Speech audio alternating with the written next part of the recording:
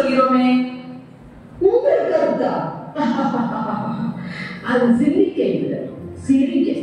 அப்படி என்ன அந்த தெனாலிராமனுக்கு பெரிய புலமை? மன்னரை கேள்வி கேட்கிறாயா? ஏன் நமக்குள் வாதம்? தெனாலிராமனிடம் 10 கேள்விகள் கேட்போம். அதற்கு சரியான பதில் கூறிவிட்டால் அவனே அவர்கள் சிறந்த புலவர் என்று ஏற்றுக்கொள்ளலாமே. அப்படியே ஆகட்டும் அண்ணா.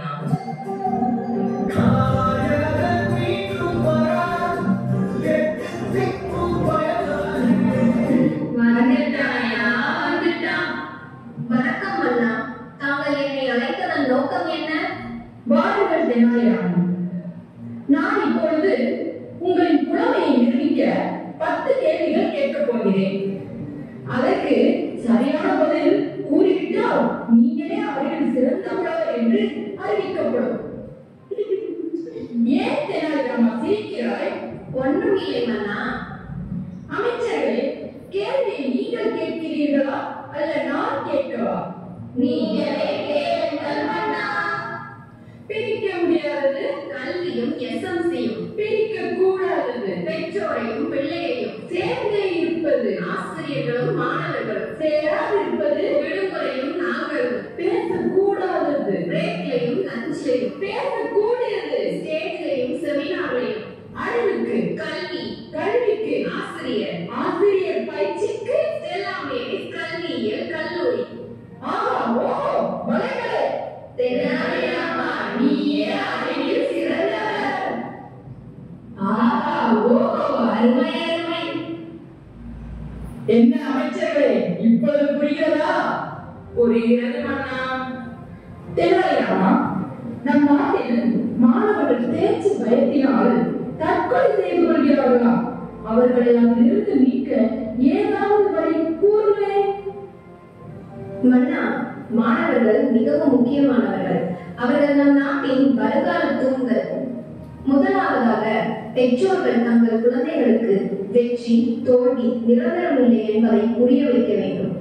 இரண்டாவதாக, பெற்றோர்களின் எதிர்பார்ப்பும் பிள்ளைகளை மன அழுத்தத்திற்கு உள்ளாக்குகிறது. மதிப்பெண்கள் மட்டுமே அவர்களது தரத்தை நிர்ணயிப்பதில்லை. அதிக மதிப்பெண்கள் எடுத்தவர்கள் கூட அவர்களது வாழ்க்கையில் ஜெயித்ததில்லையே மன்னா. என்ன கூற வருகிறாய் தெனாலி? மை கருத்து what is I am saying.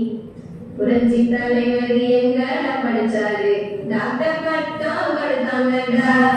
ஐயா கலைஞர் எழுதாத எழுத்தா எந்த காலேஜ் போனாருடா. ரொம்ப பிரமாதம், ரொம்ப பிரமாதம். எங்க படிச்சது 10வது, ஆனாலும் அடிச்சா 100ஆகுது. அம்பானி காலேஜ் போனதில்ல, ஆனாலும் பேரு வானம் போல. சைக்கிள் கடை தான் வச்சாங்க பசங்க, பிளைட் கண்டு குடிச்சாங்கப்பா. நீங்கள் கூறியதை கேட்டால் மனைவி கூட பள்ளி பக்கம் ஒதுங்கக்கூடாது என்கிறீரோ? அப்படி இல்லை அமைச்சரே. படிப்பு முக்கியம், ஆனால் படிப்பு மட்டுமே ஒருவரது வாழ்க்கையை தீர்மானிப்பது இல்லை என்பதை கற்றுக் கொடுக்க வேண்டும். சரிதானே மன்னா? தாங்கள் கூறினால் சரியாகத்தான் இருக்கும் தெனாலி.